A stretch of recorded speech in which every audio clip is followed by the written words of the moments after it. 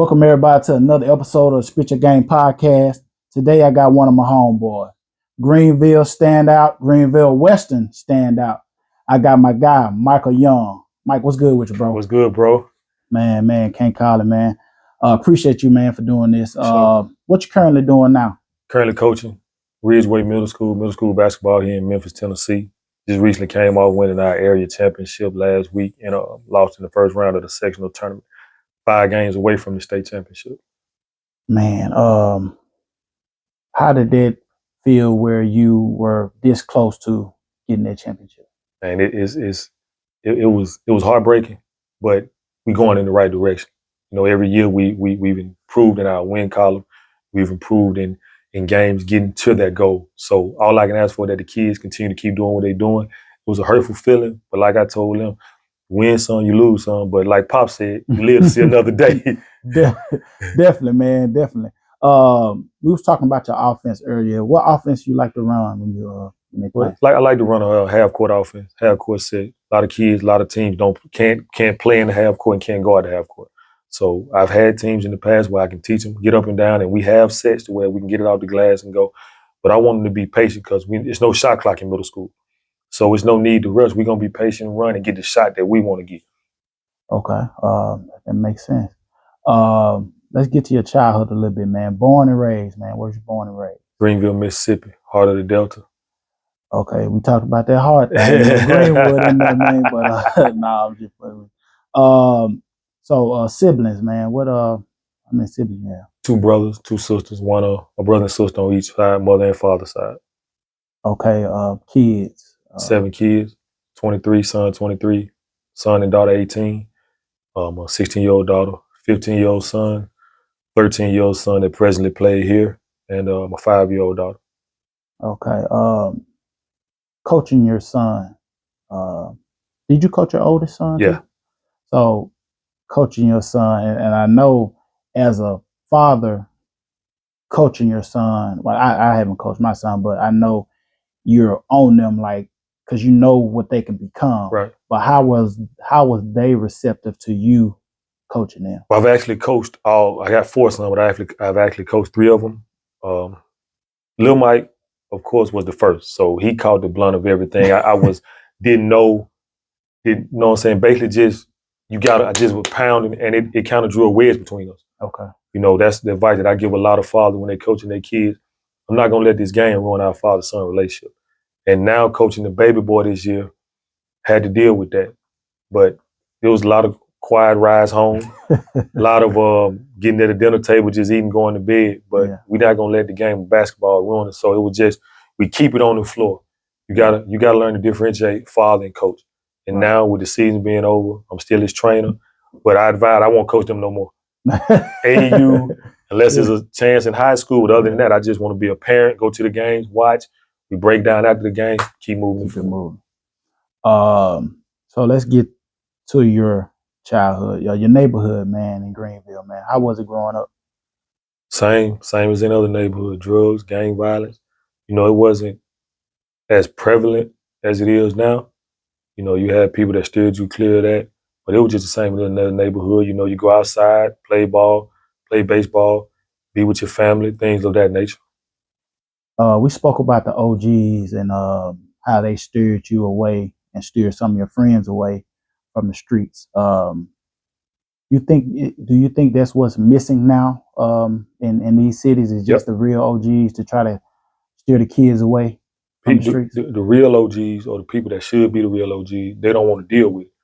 They okay with being in their bubble. Like, you don't have people like yourself, like me, like Woden from Greenville, like Sugar D, Darius Davis. You don't have people like us that's still trying to push the narrative of men being men. Right. And it's bigger than yourself. You can't just be in your bubble. God gives you a calling in life, and you got to follow his word. So if men took that initiative to not just worry about themselves and worry about the people around them, I think the world would be a better place. No, I totally agree. So with Greenville as it is now, and back when you were younger, was it worse then than it is now, or today's day is just something Today's day serious. is something serious because it's a lot of the teenagers, a lot of kids, 12, 13, 14, 15, 16, that's doing the killing, doing the robbing, doing the stealing. And that just goes back to the OGs. Like I hear people say all the time that they not gonna listen. Well, you gotta keep putting it in their ear. Because like you said, if you can save one, you done did something. Mm-hmm. You know, we can't, and that's something that I had to deal with, trying to save all the kids. And I know I had to learn that I can't save everybody, but the one or two that I can save, I got to keep driving them. So it's worse now than it was back when I was growing up. Yeah. And a lot of times too, kids are followers. So if they in a group and like we was talking about, and it's five, if you can reach one, that one probably can reach another one. Mm-hmm. And so if it's two out of that five, hey man, we succeeded. Done our Because part. like you said, you ain't gonna reach them all. Right. So growing up, man, was there anything else besides sports that you enjoyed doing as a kid? No, basketball, baseball, football. I just geared myself towards sports. That's what I seen and thought that, that'll help me get out of my situation. Okay. So when did you start falling in love with sports and started playing basketball? Around the age of 8 or 9. That just is all I wanted to do. Be around something, baseball, football, basketball. And when I got to 13, that's when I took it, like, basketball is what's gonna be my avenue out of here. So I just put all my eggs in that hat, just worked and worked and worked till I got to that point. So was it basically school, basketball, home? Of course, playing in Right. yeah, But that was it. that was it. Basketball, home, and well until I turned 16 where I had a son. Yeah. So now it was basketball, home, school, and work. right. But it was still basketball was in the equation. Right. So who did you look up to growing up? My big brother, my older cousin, he was in that life. He put the ball in my hand and told me, "You're not going this way. I see something in you." And so he steered me in the right direction to get out of the situation we were in. Okay, what's his name? William Young, called him Trey. Okay. Shout out to Trey, man. Shout out to Trey. So we're gonna fast forward a little bit, man. Middle school. What middle school did you go to? Coleman Middle School. Okay. How was your game? I'll say in middle school. Like, was it?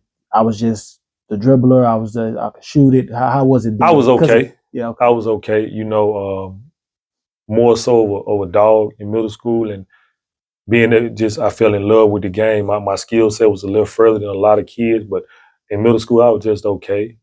Just still trying to figure my way out. Shout out to Coach McGinnis and Coach Hayes. They kept the ball in my hands and really wanted to push me in middle school. Okay. So fast forward to high school. Now, you were telling me that you went to Greenville High, Right.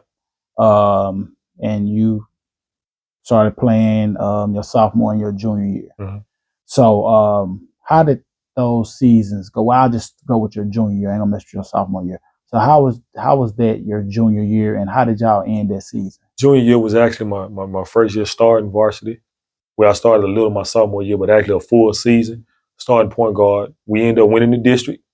We beat Vicksburg at our home, won the district. My junior year, we went down to Starkville, went up to Starkville, and had to play. People know Maurice Williams, played at Murrell. We had to play them that Friday night, lost, and we had to play Travis Outlaw that Saturday night and lost. The game against Starkville was closer than the game against Murrell, so we lost in the north half. But to win the district that we hadn't won in a couple of years was good, and especially me being the starting point guard, orchestrating a lot of that, it was a good feeling. Okay, so Starkville that year they had Travis Outlaw. Who was that other guard? Rob Porter and Prater. Was it Prater? Rob Prater. Porter. Okay. Rob Porter. Okay, yeah, I know that. Man, he was throwing it up, man. He was him and Outlaw was a good combo. Yeah. And Outlaw was young. Was he like 10th grade? Yeah, he was 19th grade that year. Yeah. So your senior year, man, y'all merged with TL Western to become Greenville Western. First off, how did that feel when y'all merging from basically y'all rival, right? Right. That's the rival. Yeah. So Greenville Western, TL Western merging. How did that feel initially? To be honest, when I went on, we had they came in and we had to go on the news and talk about it. And I was honest, I didn't like it. First of all, it was killing one of the biggest rivalries I think in the world. And then besides, that night, the nights when Greenville High would play TL, you knew what no crime, with nothing going on in the city because everybody was at the game. It was standing room only. Those 2 nights, 4 nights if you count the 2 for football, we knew where everybody was. With no crime, with no baby making, with none of that going on in the city, everybody was at the games. And so I feel like from that vantage point, it killed something in the city. And the reason that they did it or that they wanted to do it when they initially went through with it, it didn't pan out that way. Because you got to understand, you're still bringing people from 2 different sides. Even though we're friends and we hang out and talk outside of this, it killed something in the city. And we haven't recovered from that since. To this day? To this day, we haven't recovered from that since. Yeah, I can kind of see that because like you may have a starting guard here, a starting guard here. Now you got to merge. Now they competing for positions. And that's exactly what it was. And I know that was like, yeah. Practices was tough as hell, but the cream always rise to the top. Oh, yeah. The best players started, and it killed our season, to be honest, because it was a lot of hating and a lot of dysfunction amongst the teammates. Coach could never get it under control, and we didn't finish like we should have. But, you know, that it's all, for me, it was a learning experience, a lesson, you know, and I grew from it. Right. So your senior year, besides losing the Greenwoods, I got to throw that in. How did you see your senior year end? Well, for me personally, and people that are close to me know, I didn't finish my senior year.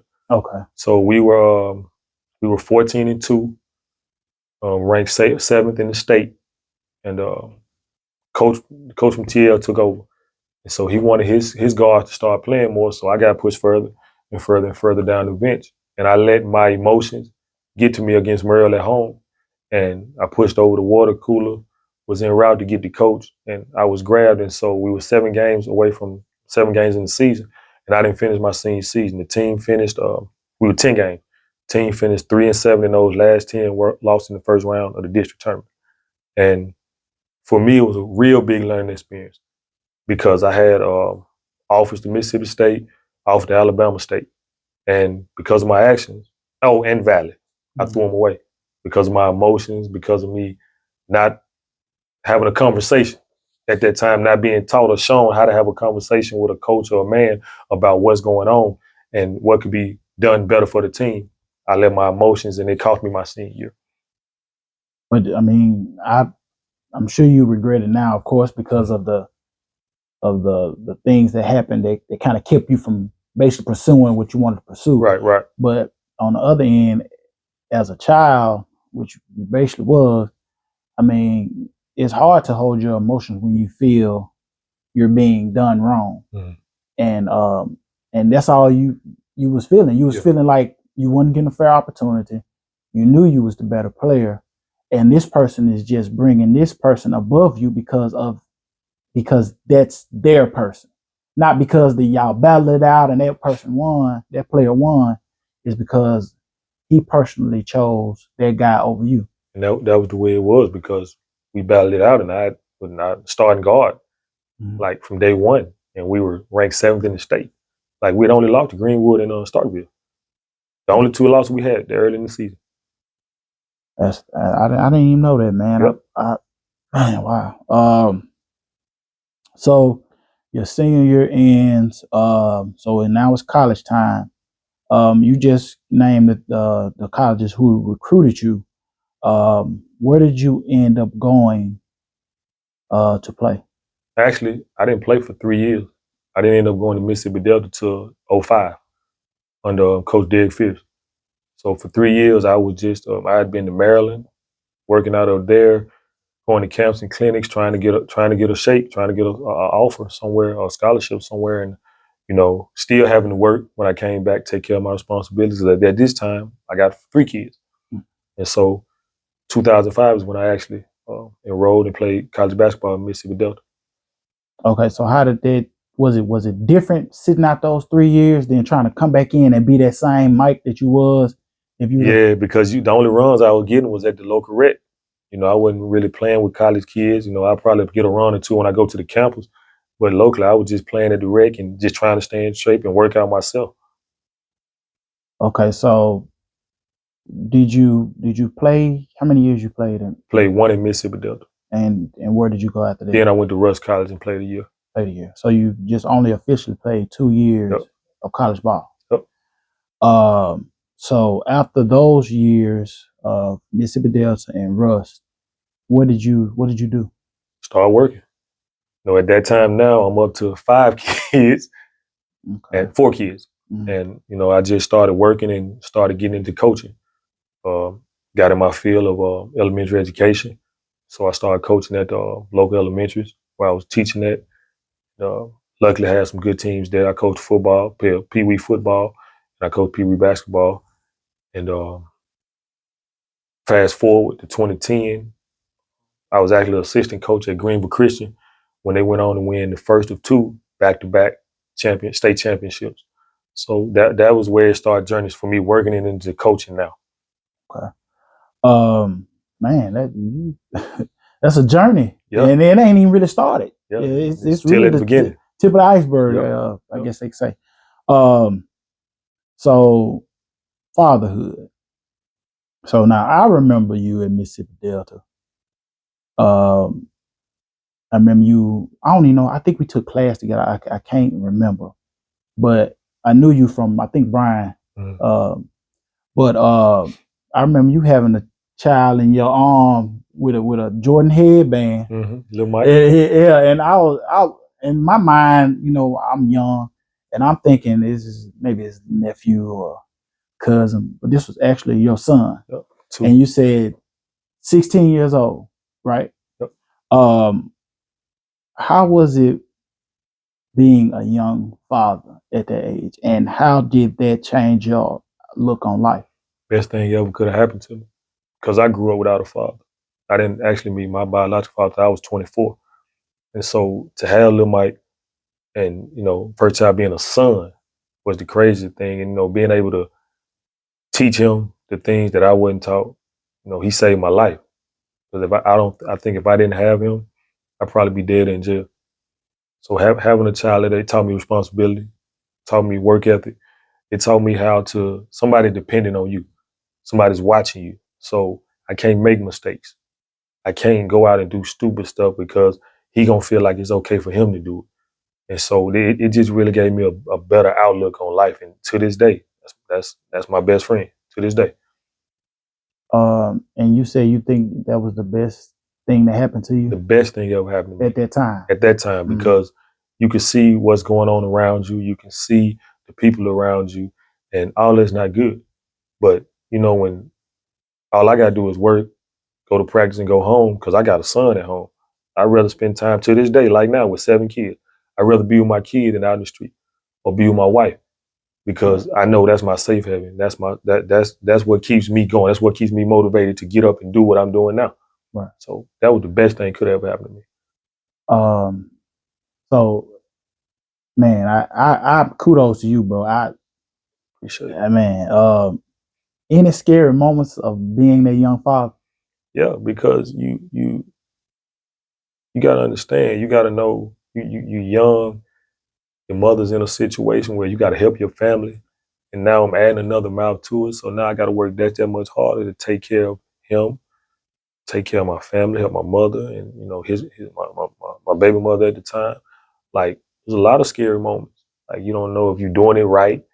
Like, just by changing the diaper, you don't know if you're doing it right. Yeah. Am I setting the right example? As he started to get 1, 2, 3 years old, he's starting to talk and he noticed and he can pick up on things. Am I setting the right example for him? Right. 5 and 6, he wants to go down the path that I went down playing ball. Am I doing it right? And that's why I say as he got older, 15, 16, we bumped heads a lot, because all he sees is father. He don't see father and coach. And we won championships together. We lost games together. Same way with the 13-year-old. But it's been a lot of scary moments. To this day, it's still scary because I want to do everything right. And I know it's not humanly possible. Right. But I try my best to set the best example I can for them and all the kids that I interact with. I'm just curious, like, what gave you that mindset, man? Because like the mindset that you had at a young age. I mean, I had a father in my life. Well, he was there, but wasn't an integral part, but he was around. But for to have that mindset that you have, knowing that you got this child, because you could easily throw them off to your mom, throw them off to aunties, and still go out and do what you can do. Mhm. But for you to have that mindset of saying like, okay, I don't want that. I don't want him to fall in the line of not having a father as you or being apart.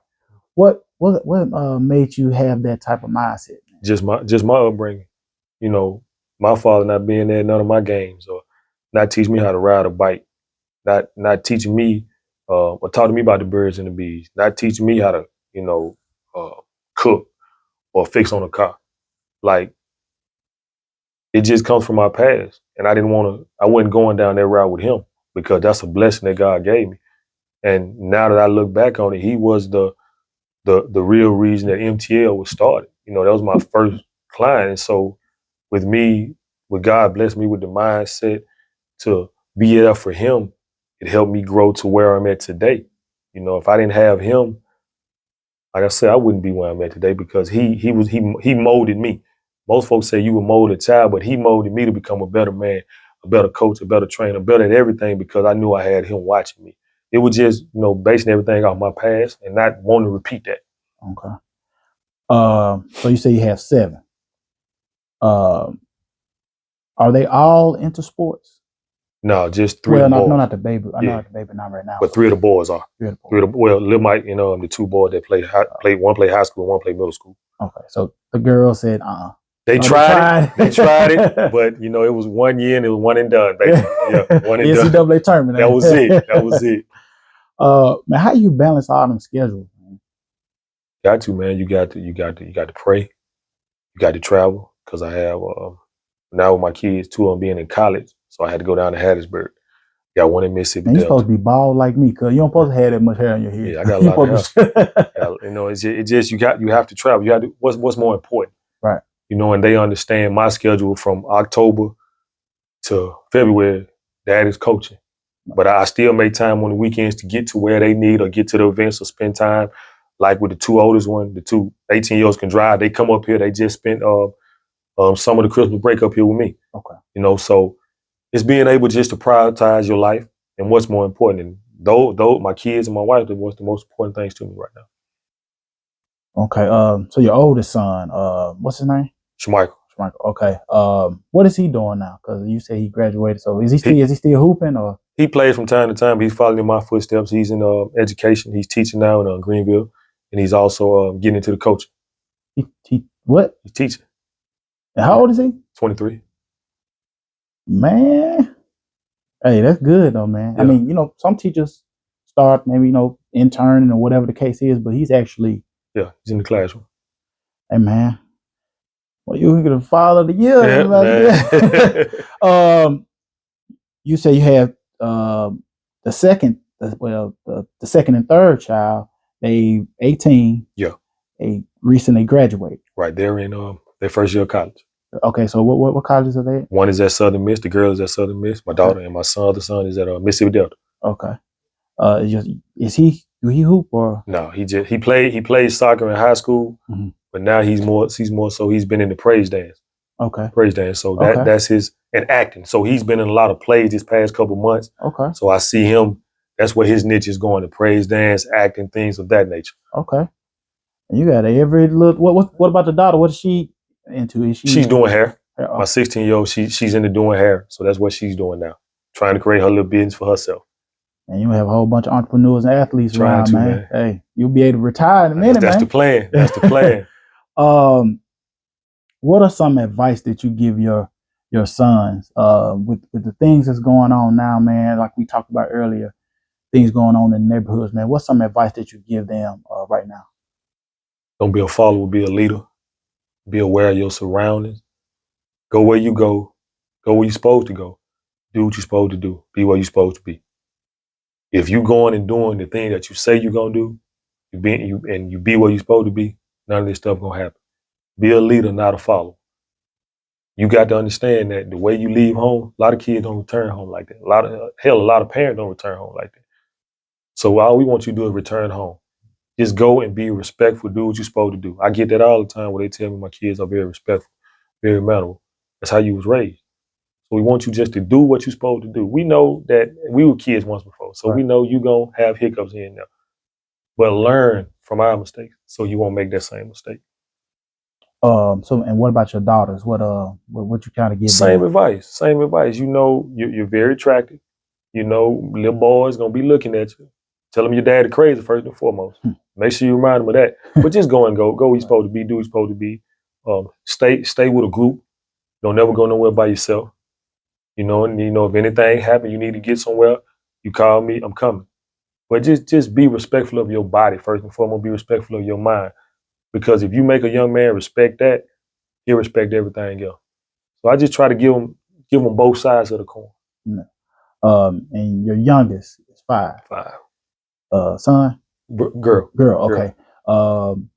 Even though she's young, what path you think she might be? Well, you know, two different sides of parenting. Okay. You know, I'm a athletic, you know, side, and you know, trying to get. I more so grew to where my oldest daughter tried to do more stuff they wanted to do. So, you know, go and get the nails done, and you know, just going on dates and stuff with them. I don't know right now. You know, she likes to you know, get her hair done and her nails done, so she may go that route. Okay. But she's tall. So she may go the route of, you know, as she get older, I have her with me more, put the ball in her hand. She may go that route, but you know, it's up in there right now. Okay. I wanted to ask you too, man. So at Greenville Western, was basketball on? Did you play football, baseball, or was it just basketball? And I ran a little track. Okay. I just had to ask that. Any advice that you give that you want? Well, I don't say that you won't, but any advice that you would give any young fathers out there? Stay the course. And don't become a father till you know you're married, or you know, like, God got to show you this the one you want to be with. You don't want to be my situation where you got 7 kids, 5 baby mamas. One is gone, rest in peace. She passed because of health issues. It's just too much. So, you know, before you lay down with that young lady, pray. I mean, I'm just being real. You don't want to have these baby mama dramas, child support, all this extra stuff. Right. Know this the woman you want to be with. Let God show you this the one you want to be with, that you're gonna marry, and y'all build a family. Because it's so much going on now when I'm 40 years old and my wife, and got to deal with outside forces from different baby mamas because of the child, because you're vindictive or you're mad. Have I made mistakes within that? Yes, I have. And I own up to mine. Right. The main focus now is the child. Right. And that's what should be the main focus, whatever baby mamas, baby daddies, the main focus should be the child. And if the main focus is the child, everything else will be all right. Right. You got that right. Man. Well, you supposed to be bald like me, cuz you're supposed to have that much hair on your head, man. I took care of it. Hey, man, you straight. I'm just saying, man, you had a lot on your plate, man. But you know, that makes you strong. Right. So like I said, kudos to you, man. Mentoring and training, man. When did you start having like the little camps and stuff? So I started 2010 as far as, you know, just training kids, mentoring kids. And later that same year is when God put it on my plate to excuse me, start my company, More Than Life Basketball and Mentor Training, where we use basketball as an avenue to reach the kid. You know, a lot of kids come through my program and never play college ball, but I have kids now in the Army, I have kids now in the Navy, Air Force, kids now that's entrepreneurs that started back with me 2010, 2011, 2012. I have kids that's welding. One kid walked up on me at McDonald's about 5-6 months ago, said, "You don't remember me?" And I kept looking at him. When he told me his name, I said, "Dog, man, I had you at welding." He said, "Yeah." I said, "What you doing now?" He said, "Man, I'm welding now, coach." I say, "That's what's up, man." He said, I'm almost done with the program. I already got a job lined up. Thank you. Like, those are the things that More Than Life is trying to teach. Yeah, we got kids that got basketball scholarships and we use and training as an avenue, but the mentorship is big because I get kids like that thank me for 10, 15 years ago. And so what made you want to start coaching and training kids? It was a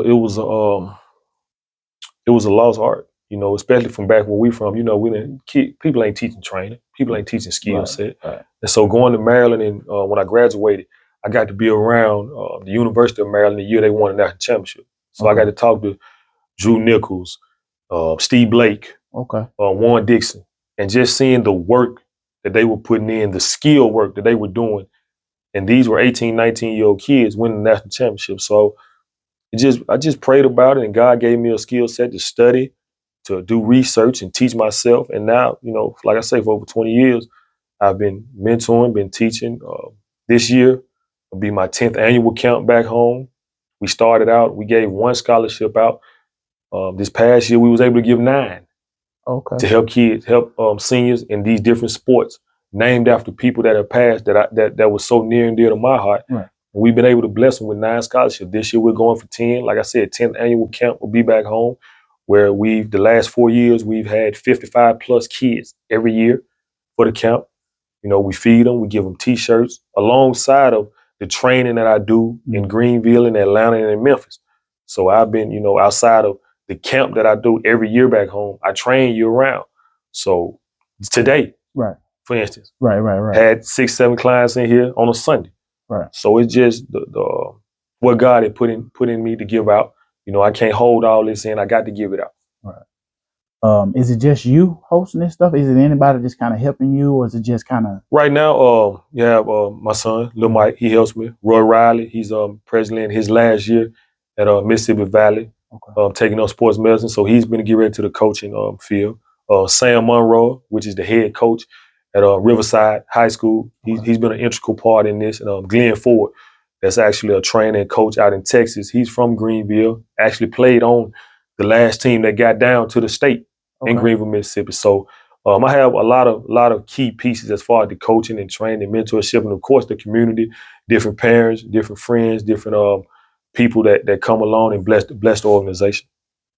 Okay, that's good that y'all can come together like that though, because you know it'd be crazy, man. You think everybody on your team, and then somebody branch off and try to do something, and they come back and they undermine you, saying something that you ain't doing, or he don't do it like this, and da. But that y'all working together and on the same pages. Because we never had that. You know, Sam started his own AAU organization and brought me in to help coach. Right.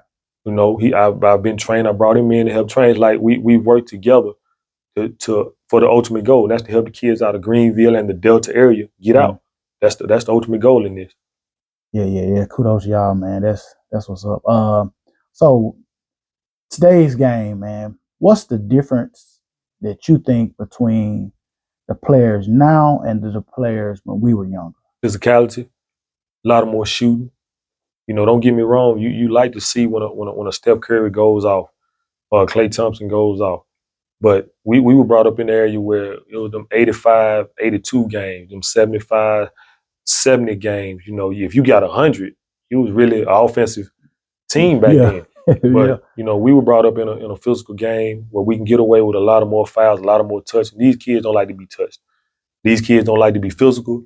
They don't want to be. They want to be pretty. Don't get me wrong. Sometimes when you watching the game and I see a kid go off, I'm like, okay, let's keep going. Yeah. Or when the other night, Embiid had 70. I'm sitting in the bed. I got to go to work in a couple hours. Then my night job. I'm like, keep going. Let's see if we can get 80. Book go off. Let's see if we can get 80. Like I like seeing those things, but compared to when we came up, we were dogs. Yeah. That area was dogs. Like they wanted to get in your stuff and stop you. These kids just want to score. They want to be pretty. Yeah, it's funny that you just mentioned it, because as you was talking, that was in my head. Because Embiid had 70, Book had 70, Cat had 60, and I don't know if it was somebody else that had like 50 or 60. But what a defense! I mean, those great players, right. But that's basically what you're saying. It's lacking defense, lacking that toughness. Yeah, they don't. Nobody wants to get hit. Nobody wants to be touched. And you know, we like seeing them get a bucket. Yeah, but I want to see somebody say he got 30. I'm gonna step up and stop him. Right. Luka going off, I'm finna go guard him. Right. Embiid going off, I'm finna go guard him. Like you don't see that no more. You don't see nobody take the initiative to say, I'm finna be a dog and I'm gonna go stop somebody on this end. You don't see that no more. No, you don't. And what some of these kids need to realize is anybody can score. but the defenders is the ones that stay in the league the longest. I tell them all the time when I work these different camps and clinics, because I also work for a recruiting company as well. Everybody on a college roster was once the man or the second to the man in their high school. But you bring all these offensive minded people together, somebody got to do the dirty work. That's how I got on the floor at Mississippi Delta. I think the highest game I probably had there was maybe 12. That maybe 2 or 3 times. Other than that, I'm going guard somebody. I'm going, you know what I'm saying? That's where I really learned how to play defense when I got to college. Because that's what got me on the floor. That's what they got to understand. 1 through 12, somebody got to do something else.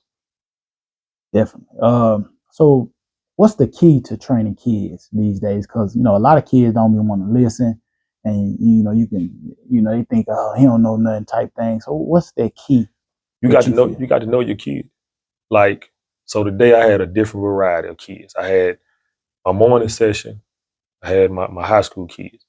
But in that morning session, I had an 8-year-old that can do everything that the high school. He can't jump as high and run, but as far as the ball handling and simple stuff, he can go through it with them. You just got to know your kid, know their skill set, and work from there. My thing is, I tell a parent when they playing in these games, record them.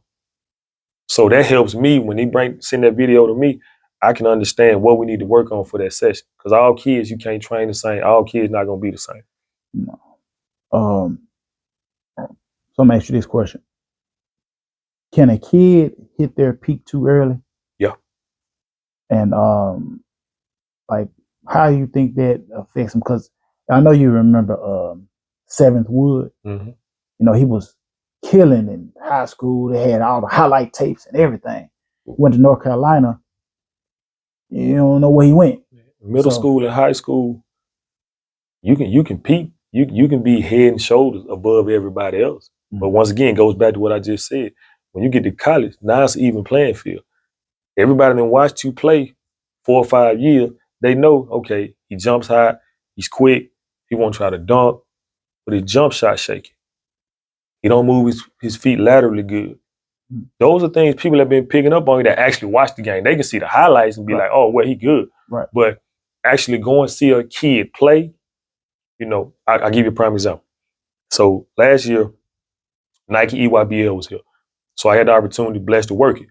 Got to see Cayenne.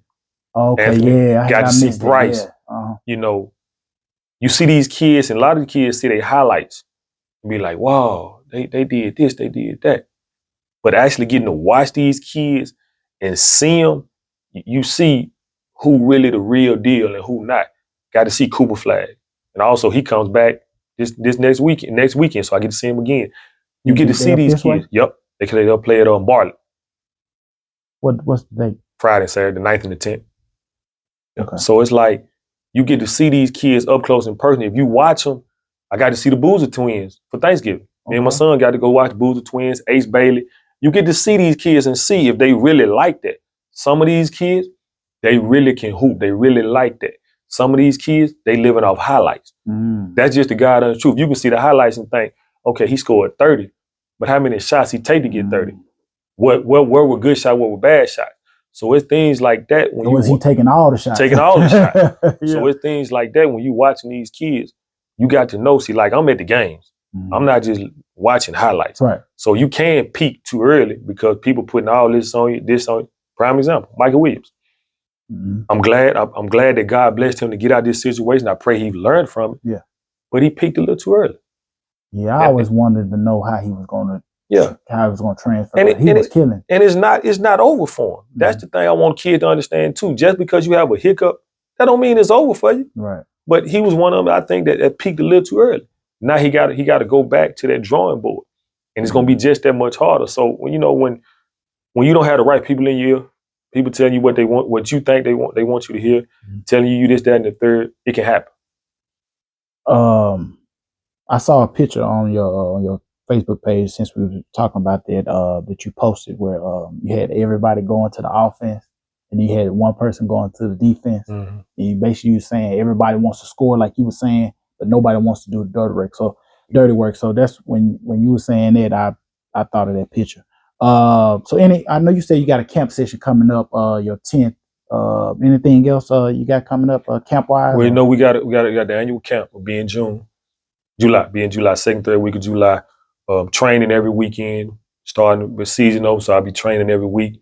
You want to reach out to me, I'm on social media, Facebook, Michael Young, Instagram at the real Mike Young 24, Twitter, Coach Young 83, all social media outlets. You know, if you want your child to get into these workout sessions, even if you want your child just to get into those mentor sessions, because I do have time where I take a group of kids to the movies, take them bowling, take them out to dinner, and we go to church. So just not, like I said, just not basketball. So I'm on all social media outlets. I'm able to be reached. And so I just train now. Now it's just the training, getting into the camp during the summer. Also going out to have an annual trip where we go to the Final Four every year. Okay. So me and my college, not my college buddies, but my coaching buddies, we go to Final Four and we do a camp at the Final Four. We went to New Orleans, Houston last year. We're going to Phoenix this year. So it's just trying to get MTL out there, trying to get my name out there, and also just continue to do what God asked me to do and work with these kids, wherever I'm at. Okay. What's the age limit? 5 to whatever. 5. We start at 5, and we have different brackets, but we start at 5 and we going up to pro. Like I got 2 kids that's going overseas. Okay. I start working with them next week. So I've had 3 professional basketball players that came through MTL that's now thriving in the NBDL, well, the G League now, and 2 overseas. Okay. So it's just, it's no age limit. We just, and girls and boys. Okay. Yep. Okay. It's a guy in Greenwood, do the high school, but he do the younger, the media. Yeah. So I'm gonna plug him in to you, man. So whenever your camp come, he can come and do that. His name's Jabari. So he do a good job with the high school and just the younger youth. So so I got a couple wrap it up questions, man, and then we gonna call it fair. Things that come to mind when you hear these names and places. So more than life basketball and mentor training. What is the message behind that? Living by faith and example. You can't see it on the back of my shirt. I'm just leading by example. It's more than your life. More than this basketball. I'm concerned about if you eating at night, if you're taking a bath at night, if you're getting the mental stability that you need from your parents at night. More than life. It's more than life than this pill. I'm using it as an avenue, but I'm more concerned about your life, and that's what I'm trying to change, your life. Okay. Greenville, Mississippi. Home. Wouldn't be me. I wouldn't be the person I am if it wasn't for home. Trey Benson and Dylan Johnson. The next up. Okay. So I'm gonna ask you this question, man, and you might get some flack for it. I don't know, but you probably know where I'm finna go with this. Top 5 basketball players to come out of Greenville. So I don't want you to put yourself in it. Okay, take myself out. Yeah, take yourself out. But the top 5 players to come out of Greenville. Okay. Darius Davis, aka Sugar D. Kenny Trader. Tyrone Davis, call him Ty.